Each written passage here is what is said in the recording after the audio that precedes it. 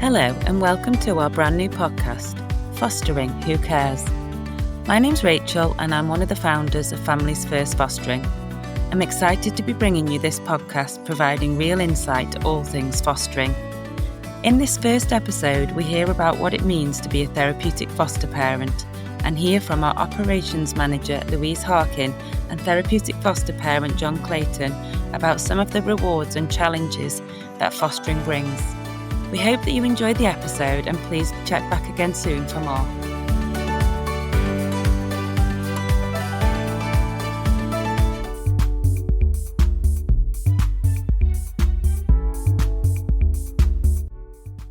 Good morning. Morning. How are you today? Little nervous. Little nervous? Yeah, it's our very first podcast episode, which is titled Fostering Who Cares? This has been something that we've had in the making for some time, of planning Families First, the agency that we work with. And I'm really excited, actually. We've got a lot to say. I'm not sure if we have enough time to get everything in relation to every area that we want to discuss, but I'm just really excited to be here today, and I think it's going to be fun. Yeah. Got to start somewhere. Got to start somewhere. So I'm going to start really by just having a bit of an intro, really, to talk about who Families First Fostering is. We're an agency that's based up in Stone in Staffordshire with an office in Bilston, and we've been open from 2020. We have a small team that's run by a mother and daughter. We're award-winning in the last... Well, since 2022, 23, 24 and 25, we've been allocated a Fostering Agency of the Year award. We've also had the Excellence in Fostering award, and we've also been given Social Work Team of the Year award. So I think we're doing something right. This year we're being nominated for the Children and Young People's Awards of 2025. And that's the Fostering and Adoption Award again, and the Biggest Impact Award for children and young people. We're outstanding with Ofsted. We received that this year. And yeah, I'm really proud to work for this agency. And the reason we're doing this today is really just to share what is it we do, what skills we bring to the table, where we plan to be, where we plan to go as an agency going forward. We want to stay relatively small, but we're really very therapeutic in our approach, and I think that's why we're winning these awards. Would you guys agree? Totally. 100%. Yeah. So I'll just again give a wee bit more detail on who Families First is. We're an agency that has a low social workers with a very low caseload. We have therapeutic youth workers. They're involved with the children, and we have a dedicated therapist providing regular reflect groups. I know this year the lady that runs the reflect group, Sarah Dillon, who's an author, very well known around the UK. She's written many books, and we adore Sarah, don't we? We do. Oh, yeah. Yes. She runs Reflect groups, but she is rebranding the name of Reflect. She wants to name our Reflect groups that she runs for the foster parents. She wants to rebrand them Therapeutic Parent and Developmental Groups. Yeah. What do you think of that? What do you think that means? I don't know. I mean, reflection is more of a social work term. It's something that in fostering you do, and if you do it well, the outcomes are a lot better for everyone. Yeah. But I think that the key that she wants to get across is reparenting children, and doing it in a therapeutic way, which is it's key to the future of the children that we look after. Yeah, 100%. And we know that word's banded around a lot now, the therapy and therapeutic parenting, don't we? But I think when she uses this new term now, development, it's about the foster parents themselves feeling like they're accomplishing like a qualification. And in some ways, being a foster parent is a role where you are learning new skills. Would you guys agree? Yeah, every day is a school day. Every day is a school day. And we'll go on to that in a minute. And I think the reason you guys do know is because you're foster parents yourselves. Yeah. Yeah. And we'll talk about that in more detail later on. But yeah, we have an agency that's very therapeutic to the core. We try to instill all of the training and concepts and strategies that Sarah Dillon puts in place for our foster parents. And yeah, that ethos that she uses in practice is threaded through our whole service. We also have a Stepping Stones program, which is around bringing young people out of the residential setting and bringing them back into the family fold, as it were, obviously with the children's wishes that they want that. It's not necessarily about other professionals always saying, this is where the child's going and it's a cost-saving measure.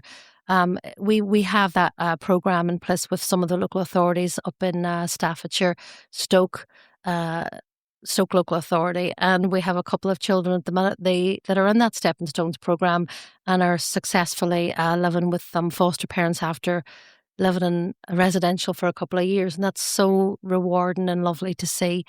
And in that Stepping Stones program, we have a mentor, we have a therapeutic support worker, we have a therapist involved, and we have a team around the child, where the child themselves, as I say, is involved in, what happens to their future, really. We also have a Staying Close program where we ensure that any child that leaves fostering, leaves care, we still maintain contact with those children. Again, that's something that we'll talk about because it's something that's very close to all of our hearts. Ricky, I think you would say that that's something that's one of your biggest passions. Yeah. Children that leave care from age of 16, 18. Yeah. So we'll talk about that when we get to further down the episode. Also, we've lots of activities at the as Families First. We probably do maybe 6 really large activities throughout the year. We ask the children to give us their views on what the activities are, what they would like, what they necessarily don't like. Let's try something new. So we always have surveys for the children where they give us their feedback on what they want going forward. We have an art club where we have a therapist who runs the art club 6 times a year in both offices, one in Stone, one in Bilston. Again, it's everything from sensory play to the children being involved in just having fun creatively through art. So we're always trying to think innovatively, forward thinking. Yeah, and I think that's what keeps it fresh, really. Would you guys agree? Oh, yeah. I mean, I think that the main theme that you can see through that is the voice of the child. It's something that the agency is very keen on getting, and I think that is key. That's that child's 100%. journey. It's personal to them. There's so many people in their lives that are making choices for them in their best interest, when actually what is in their best interest, we need to hear what they want. Yes, we may have to make some decisions to balance out what their views are, but ultimately, if you don't get that view of the child, you're making assumptions, and it's not good. No, and that was something that Ofsted actually picked up on. Thanks, John, for that. The Ofsted said when they came in March, gave us this outstanding result. They said that it was clear that the ethos, again, of what we are trying to do for our children, for the foster parents, all together as a team, as a family, we get that. She could clearly see, the inspector could clearly see that the children's voice was. So that's really where we want to get the message dates to the child. But in so much as that we support the children in the agency, we go above and beyond to try and get them the resources that they need. In our very small agency, we think big. We're not afraid to challenge and make sure that the children get the services that they need. But we're always conscious as well that the foster parents need the support, because it is a tough job in many ways. But I think you guys would both agree, as foster parents yourself, that it's a vocation. It's something that it's very, very rewarding. And I know you are very, very passionate, which is why you are here today. We want to run with this podcast because we want to bring people in that talk about why they care. So that's the whole message of the name of this podcast. Why do you care? who cares, and we hope in the future to bring in other people in the sector, in fostering and the care sector, who talk about their own story and why they care and why they're trying to make some changes to the current system. But before we get to that, again, rather than jumping ahead, I wanted to talk to yourself, John, firstly, around some just some of the areas really when it comes to being a therapeutic foster parent. If you wouldn't mind sharing with the audience really what it is about the therapeutic fostering, that your journey, what it has done for you. So the first question I really have is, as a therapeutic foster parent, how has your fostering journey changed you? It's changed massively. Loaded question. It's been a journey of 10 plus years. I say 10 plus years because obviously you think about things, you make life decisions, and we decided that we wanted to make a difference because of Ricky's experience in the care system, and we wanted to change that. It's okay to have opinions. It's okay to, think about services, but unless you actually participate and get involved, the change won't happen. So we decided that we wanted to foster. Initially going into it, you want to provide love, care, support for children. And it can be difficult to do that fostering. It's something that is a vocation. It's not a job at all. It's 24/7. It's you've got to be dedicated. You've got to be committed. It tests your own. It tests your own self, how you think about things, how you reflect, how you. It's sort of like it really does take those rose-tinted spectacles off to see life as raw as it can be with children with trauma. Yeah. It's you said to me previously, John, in one of our monthly supervisions that we had before, when I was your supervising social worker and I used to come out and see both you and Ricky monthly, you said the fostering gave your life meaning and purpose. Oh, totally. Could you expand on that? Yeah, it gave. I've never felt that I was good at anything. Never felt that I was good at a job. Never felt that I was good at a lot of things. But having the responsibility of a child and something to focus on, it really grounded us as a couple. That it wasn't just about us; it's about the children that we care for. Even though they aren't our children, we claim them. They're ours. They're lucky to have a birth family, and they're lucky to have our extended family. Yeah. And I think that's the one thing that people are scared to do, is to claim the child in your care. And I suppose in a way the system in the past has encouraged us not to connect with the children in case they move, in case this happens. What if you get an allegation? What if this happens? Yeah. So it's as if the old system was encouraging you not to make that connection, whereas therapeutic parenting, it's totally opposite. You're connecting with that child. You are attuning to that child. Like, you can look at a child, and know instinctively, just by looking, what's going to happen, because you know them inside out. You know the way that they're looking at you. They know the way that, the way that their triggers are. Yeah. It's just something so warming to feel that connection with the child. So it's almost internally, it's changed you that way. It's completely. Yeah. And it's, I've always felt from you guys, your biggest strength is the flexibility in your thinking and your understanding, and I like the word attuned, because you've become attuned to the child's needs. You can almost sense before, say, for example, if a behaviour that's a negative behaviour comes, before that behaviour is going to come, and you adapt as well. There's the word adapt. You have adapted your approach in so many ways, but we'll talk about that in a wee bit, because I want to talk specifically about the approach that you both use with the 2 young children that you have in place, that you have had for many years. But that's really lovely to hear. Thank you so much. It just seems that overall it's been a positive journey for you. You would recommend fostering. It's been, you've got a lot back from, not necessarily what you've given to the child and how the child has changed, in your family home for the better, but it's give you something back as well, to give you a purpose. Totally. I would recommend it to the right people. Okay. It's not for everybody. Yeah. And I think that a lot of people listening may doubt themselves that they can do it. They may doubt that their personal journey in life would hinder going through the application process. But I am I'm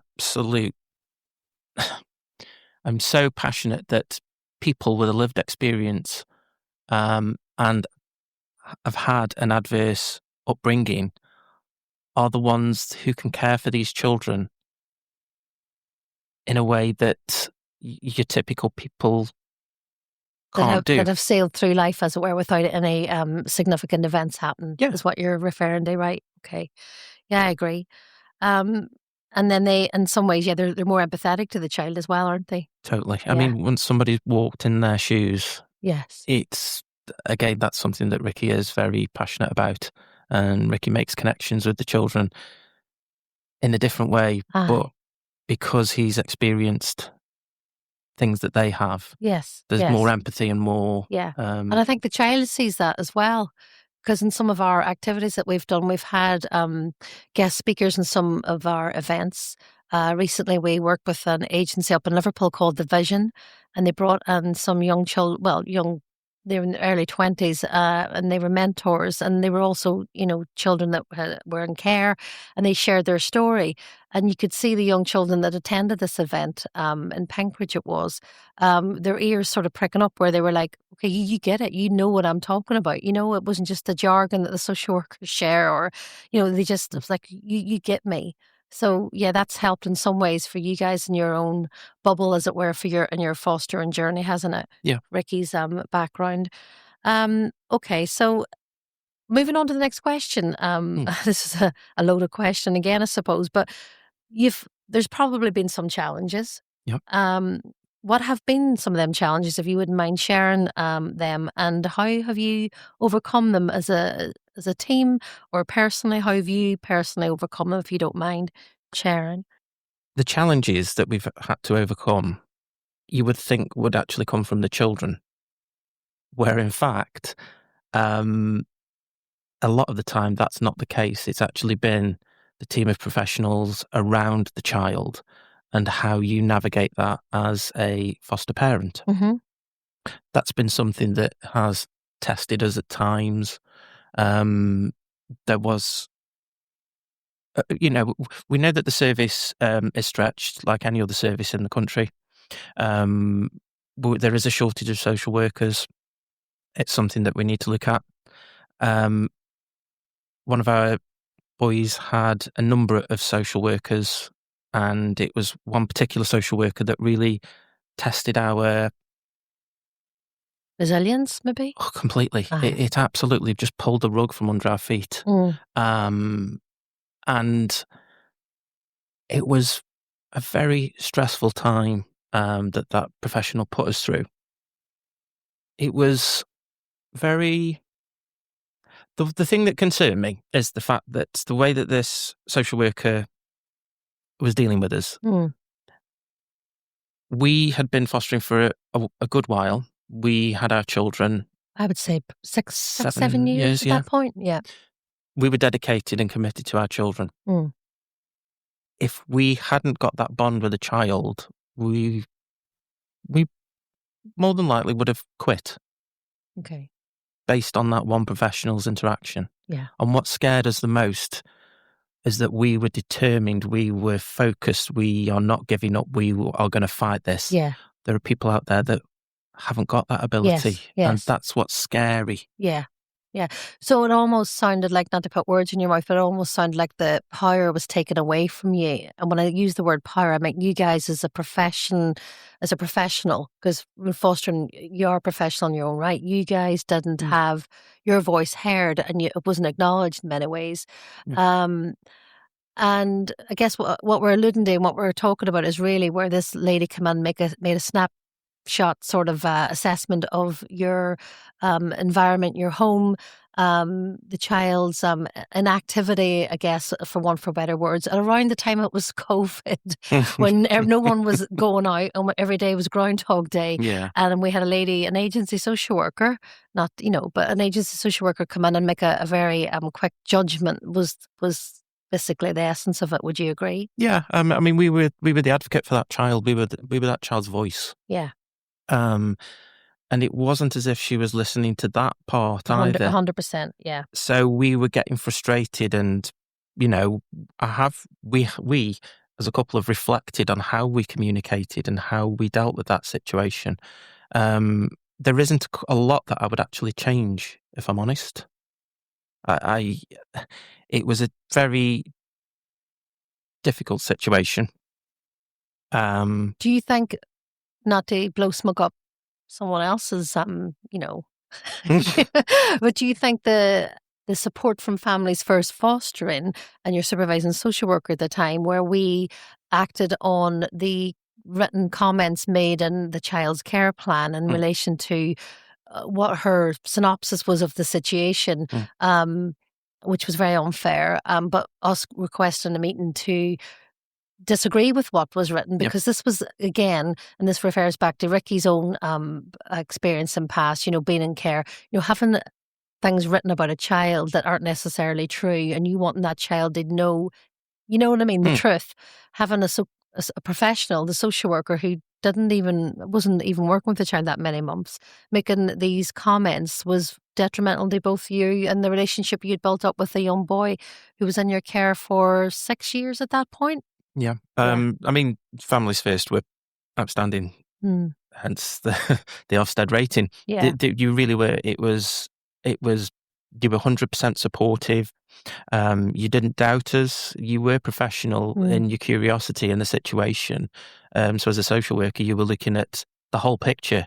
But even you could see that picture that was being painted was wrong. Yes. And that's what we wanted. We wanted, okay, she can have her view, but can you please just change the word in there, because that's completely false. Yeah. When you read something, it's there in black and white, and it's right. It can be very damaging. It can be very judgmental. 100%.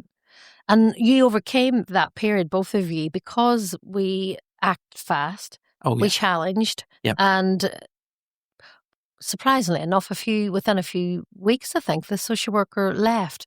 But what we tried to do as an agency, and I would like you to give me your view on this, without going off piste on what we're talking about, but we try really hard to work closely with the local authority, the corporate parent of the child.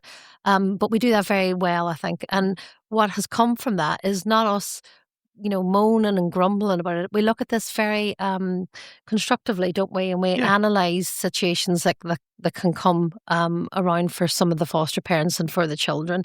And we try to think about how else can we make this better. Yeah. And one of the ways, actually, I think, if you don't mind sharing, John, is you yourself, and especially in the last couple of years as a foster parent, you've adapted your role where you have shared some of the positive and negative stories to new foster parents coming in, and shared, not the scary things, but just the real life situations that can happen. And going back to your previous point, it's not necessarily the children that a lot of people think, oh, that's the concern. It's the working with certain professionals, and there's a lot of people that are around the child, and it's about us always working constructively with those professionals. So you run a communications course with our foster parents that has been really well received. Feedback's been fantastic on it, where they feel, and so much as that you get really you get really upset, you get really stressed, where you're trying to get the resources for the child. It's about, well, let's look at this clearly. Let's sit down, have these meetings, and see where we can move on and work together. And you do that really well because, well, again, there's many roles that you have under your hat, but we will get to that in a second. But I really appreciate you sharing that challenge, because I know I was there at that time back. It's got to be three years ago or more, and you guys overcame that very, very well, and parked it really without it impacting too much on your own self. Yeah, and that's not easy to do, but you did it. No, So, but well done. In a way, I'm actually glad that we had that experience, because if we were to look at it in a negative way, it would sit with us in the wrong way. Yes. We've been able to use that experience to influence and help other people to learn. You've turned it around in a way. Yeah, you haven't let it filtrate under your psyche, as it were. You've changed that experience mentally. Does that make sense? Yeah, it's from something very negative to something that's like positive. It's given us more strength. So you kept your power. Yes.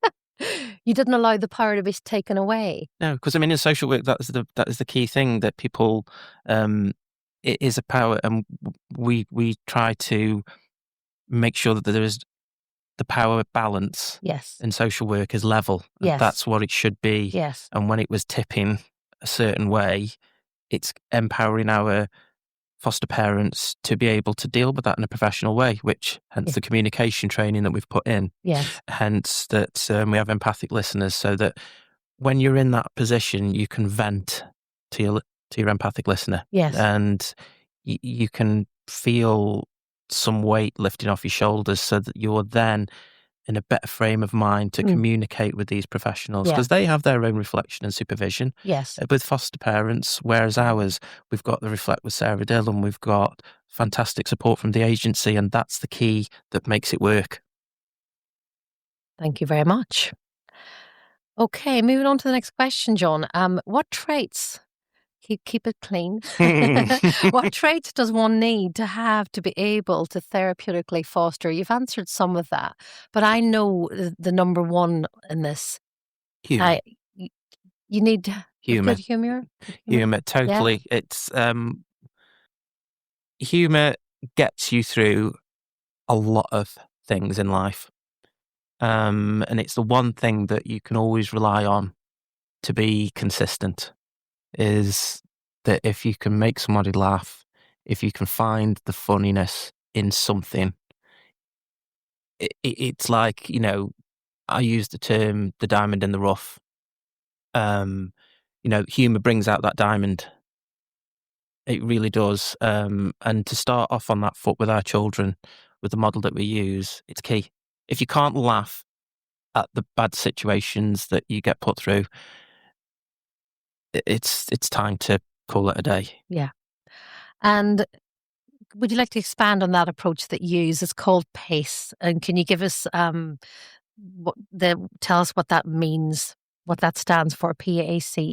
Yeah, it's a therapeutic model that was designed by Dan Hughes, and it stands for playfulness, acceptance, curiosity, and empathy. It is something that, as you progress as a foster parent, it comes naturally. You tend to find that you repeat it quite often without even knowing. Yeah. Yes, the challenges that our children have can be complex and difficult. There is a whole team out there to support you, but you're initially there dealing with behaviours, situations, and using that playfulness initially. It's like a distraction.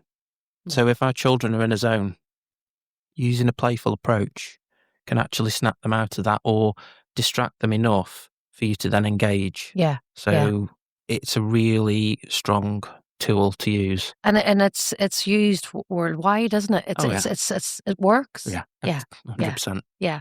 And we use that approach in the training, as does Sarah Dillon.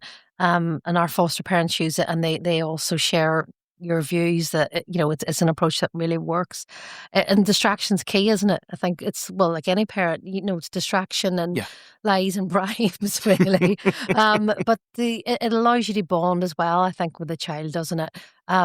Playfulness is it's key. Play. It's key development. Yes, key, 100%. And these children, let's be clear, they are a child, and like any other child, but they've not had those milestones, have they? They've not played, they've not maybe even had that attention given to them by their birth parents. So it's really about reframing and reparenting the child. Would you agree when it comes to fostering? Oh yeah. Yeah.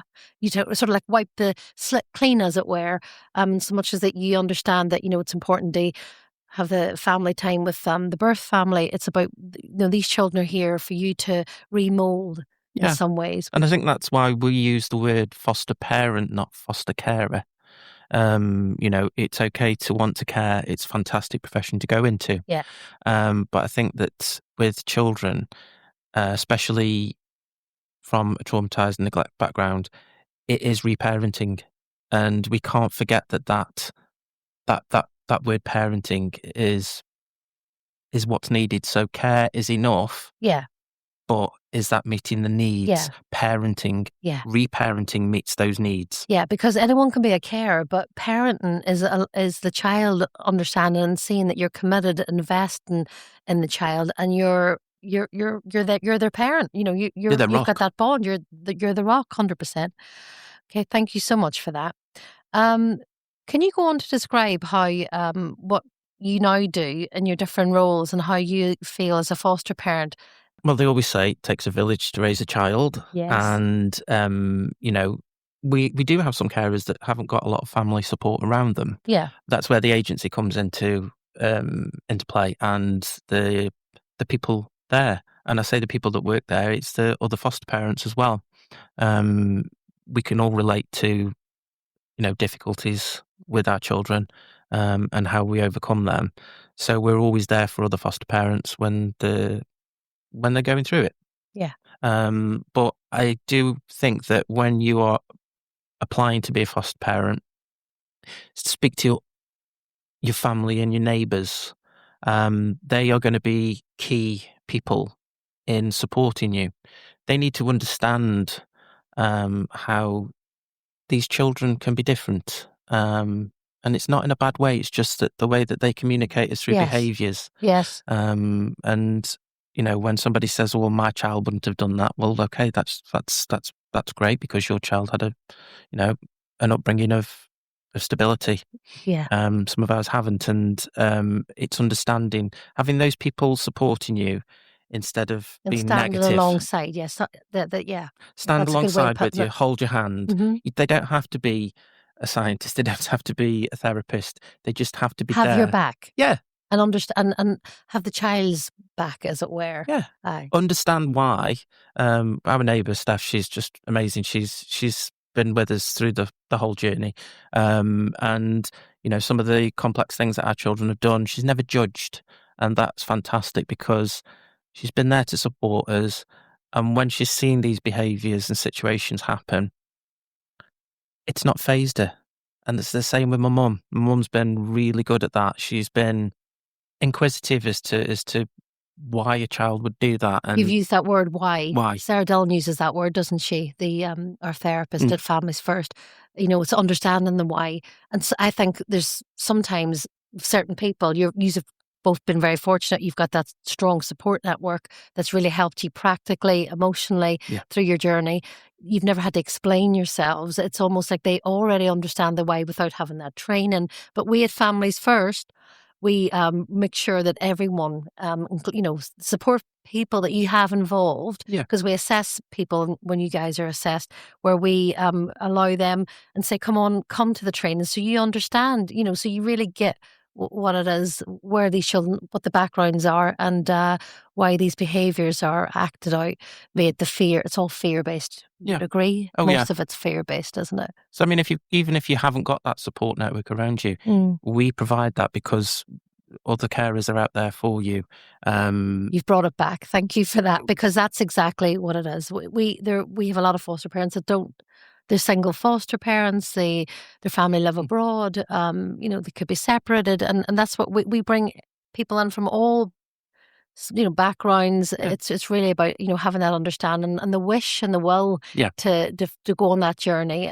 We were lucky that we had the support, and we were lucky that we had that power of reflection. Without support, reflecting with my mum, reflecting with my neighbour,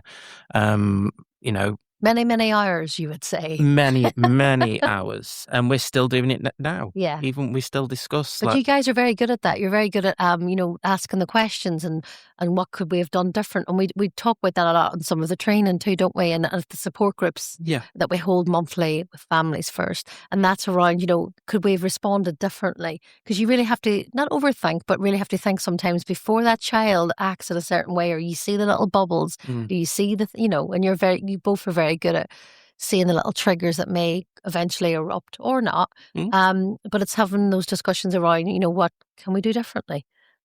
Yeah. And that's great to have that at home. Yeah. But to share that with other people, that's the main thing that what we want to do. And that's why, we're nearly coming to the end of our fostering journey, as in our household is full. And, we've guardianship one, and the elder one will be doing Staying Put. Can you explain what Staying Put is? I can. Staying Put is a follow-on program from Leaving Care, and it allows the child to stay with the foster parents. They will have a personal assistant assigned to them from the local authority, and they will still have care leaver status. Staying Put is where the child will then stay with us up until he's 21, should he wish to. It's the voice and the wishes and feelings of a child. Yeah. We will be happy for him to move on when he is ready. And I don't think that a lot of our children are ready at 18. And that's something that I'm sure you'll cover quite a lot in the second podcast coming up. Yes. Of how there's that ticking time bomb of it's my 18th birthday coming up, and an 18th birthday should be something of joy for children, a celebration. That's for right. Our children, it's dread. It's dread. It is, and it eats away at them. And because that date coming up means that service changes dramatically. And it shouldn't. For the better? No. But that's for another discussion. For another discussion. And again, that's where, Families First try to plug the gaps, as it were, in the best way we can. But you've really shared an awful lot of fantastic information. And I really hope the people that are listening to this really get a clear picture and viewpoint of what it's like to therapeutically parent a child in the foster care system. And you've given some really, really great insight really to what it's like. I just would like you to expand before we finish up, to expand maybe a wee bit more on the empathetic listening role that you have, your therapeutic training that you do with Families First. So if I asked you first about empathetic listening, give us a bit of a synopsis on that, and then we'll go on to the different hats that you wear, as it were, for Families First. Yeah, I mean, this is going to sound weird, but I worked in a call centre once, and you'd get people ringing up, and they would just really want to rant and rave and scream at you. And it wasn't directed at you necessarily. It was just about a situation that the company or whatever was going through. And once you'd had that rant and rave, you would feel a little bit better. You'd felt you've been heard. And I think for our foster parents, having that empathic listener is somebody to vent to, somebody who's not going to judge you for saying something, because you're in the moment, you're in the zone, and it's very difficult to get out of that zone until you start to get things off your chest. Yeah. So you can have these conversations with people who aren't going to judge you. Yeah. You're a human being. You're going to have feelings. You may look back on them and think, actually, that was a bit excessive. That was not appropriate. That was, but we are human. Yeah. Let's not forget that. Yeah. We're not perfect. We are human beings. And I think to have somebody to vent to. And be transparent with. Yeah. Yeah. Is non-judgmental seems to be the word that keeps coming back. Yeah, because it is a very difficult vocation to do fostering. Like I've said before, I think if you're listening and you think that you can't do it, those are the people that I want to talk to, because I want to know why you want to foster. I want to know that, what is it adversity that you have been through that makes you strong now. Yeah. And that's, I think, something that going forward I want to be really a key part of, is because you're curious about. Yeah, because our journey, Form F, was 18 months. It was, and that's the name of the assessment that you do when you go through before you're an approved foster parent, and that takes normally 46 months. Yeah, doesn't it? Yours was much longer. I think double that. Yeah, and I think that it was done for a reason, because we had some adverse experiences growing up, but when you think about it, the cards were stacked against us in life, and actually we've had some successful outcomes with children, and we are continuing to develop professionally. And so when people are saying, "Oh, I can't foster because I've had this happen, I don't think I'll be able to because of this," don't get in touch with us. Get in touch with somebody. Speak to them, because things that happen in your past can be detrimental, but you can recover from them, and you can make it it can be such a strength to you, because you have overcome that.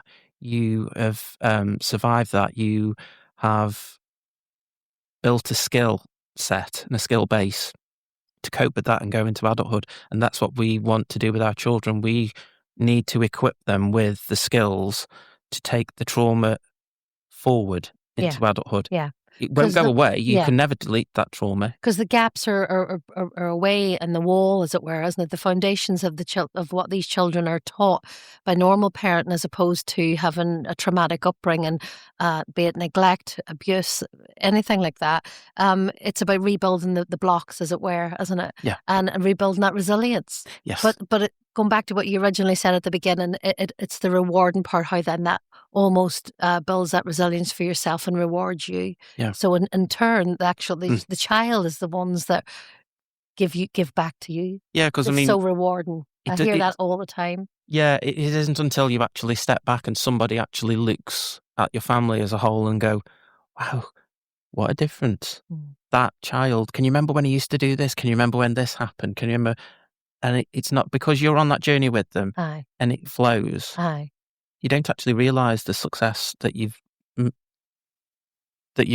had. Yeah. Because it's natural, it's normal, and you put it onto the back burner. But that's when with reflection and supervision, you get to see that the steps that you're making, the journeys, even if they're small steps, And having those reflect groups that we're going to rename, but having those monthly reflect groups, sitting in consultations that Sarah provides, after those reflect groups, where you have that one-to-one just to really unpick certain behaviours, and she offers those strategies. That in itself is what allows things not necessarily to get to that crisis point, doesn't it? Oh yeah. And I think that's what we've done really, really well as an agency. We're there at the point of before things get critical.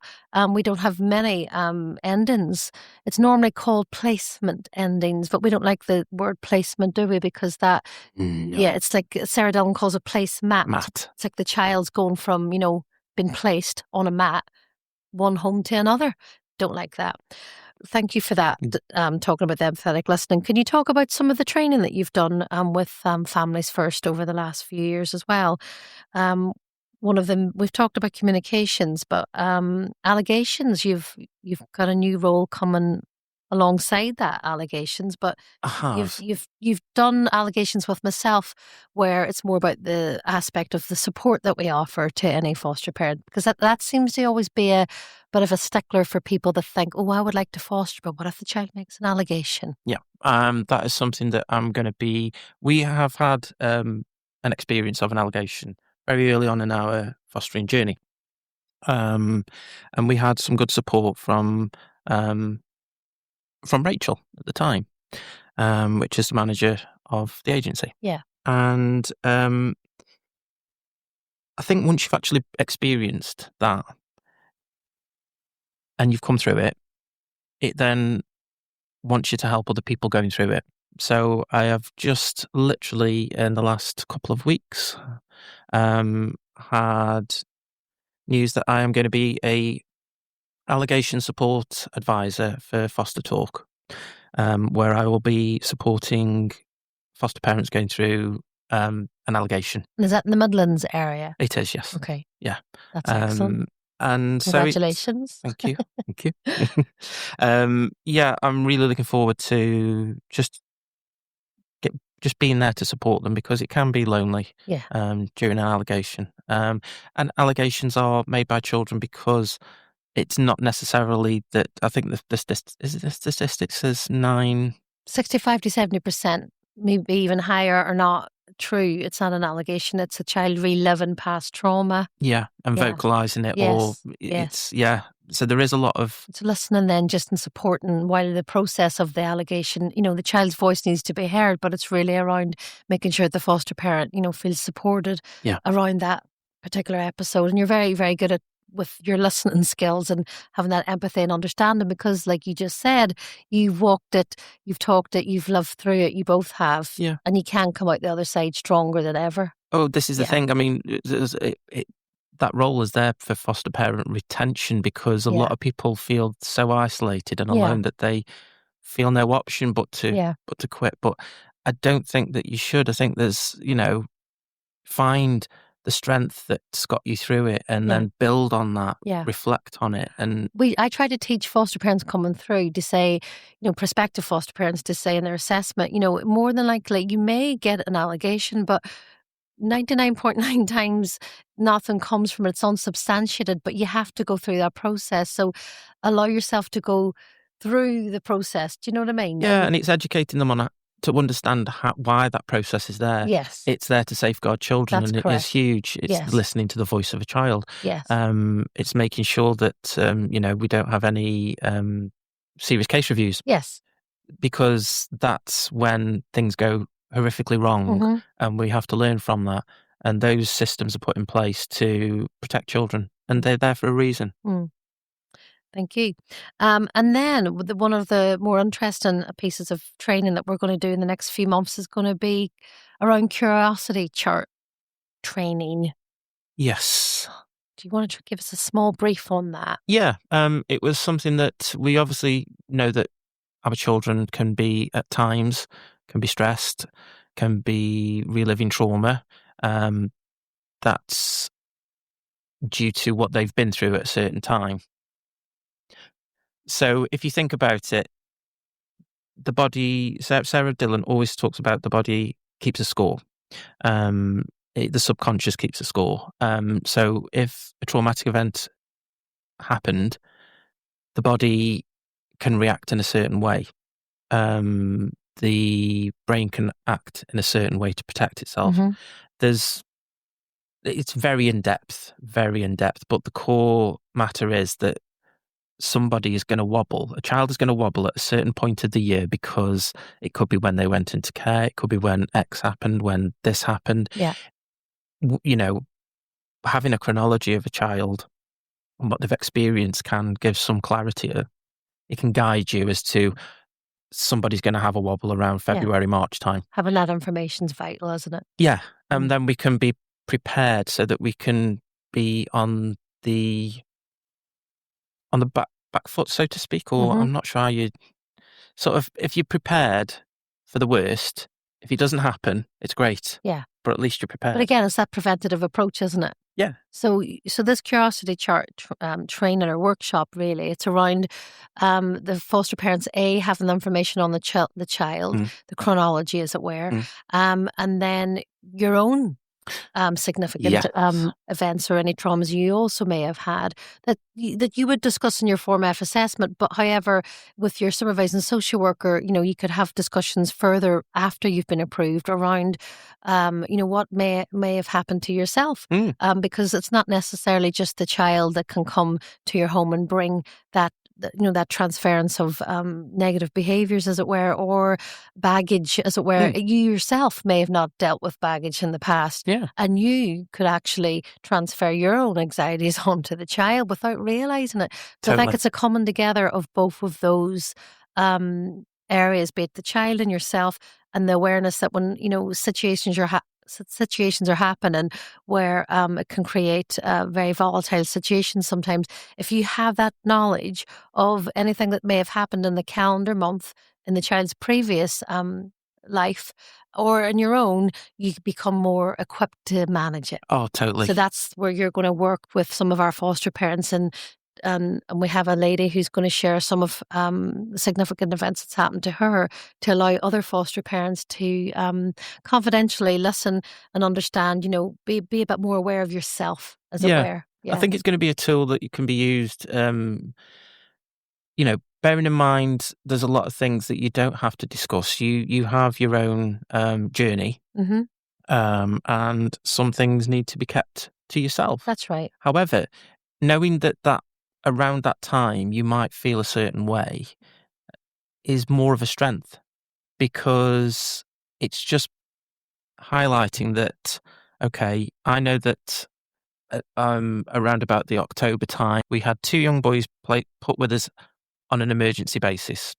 It was a very heightened and stressful time. And it wasn't until quite recently that I was, why is it come October? I used to love Halloween decorations up and everything.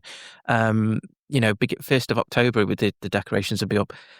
And it got to a point where we were just so flat, and we were just, why? And it wasn't because we realised that was when we had those 2 boys placed with us, and it was a very stressful time, and we couldn't care for them on a long-term basis, and we felt that we'd failed them because we couldn't do that because our household wasn't equipped for 2 young boys. So the matching wasn't correct in the sense. But it was an emergency. It was a phone call at 2:00 and they arrived at 9:00. So looking back, you were able to give the children a home for that emergency, as it were. But it's and it just it still sits with us in a way that we hadn't dealt with it properly. We knew what our scope was, and we knew that we couldn't look after them. Doesn't make it any more difficult, but I realised that around about that time I get heightened, and I now need to work on ways to reduce that by accepting that happened, accepting that it was a strength that we realised that we couldn't look after them, because if we'd have kept them and more, not damage, but everybody would have suffered. The children, us as a family, the other boy who we got with us. It would have, by acknowledging that we couldn't look after them on a full-time basis. That was strength. As a strength, yes. Yeah. That was smart. Yeah. That was smart. And we've got to look at that. Yeah, you used the head rather than the heart, as it were, because you knew it wasn't a good the heart match for the heart still. Yeah, I know. They've taken a piece, even though it's just 3 days. Yes. They've taken a piece they of our live on heart. in your heart. Yeah. Yeah. Yeah. And so now we have to look back and think, come this time, we need to have something in place. So we're going to go away for a night in October, because it just so that period, these months. Just so that we get a little bit of a break for us. And that's took some time for you to allow yourselves to give yourselves that, because we'll talk about that in the next episode, where we'll discuss how it's so important to have that essential maintenance and making sure you guys, all foster parents, look after themselves, because it's you can't work on a glass half empty, however how you want to reframe it. John, thank you so much. That was so fun. It was really, really enjoyable, really knowledgeable. You've shared so much, and I really hope everyone really enjoyed listening to this episode. I'll speak to you soon. Thank you. Thank you.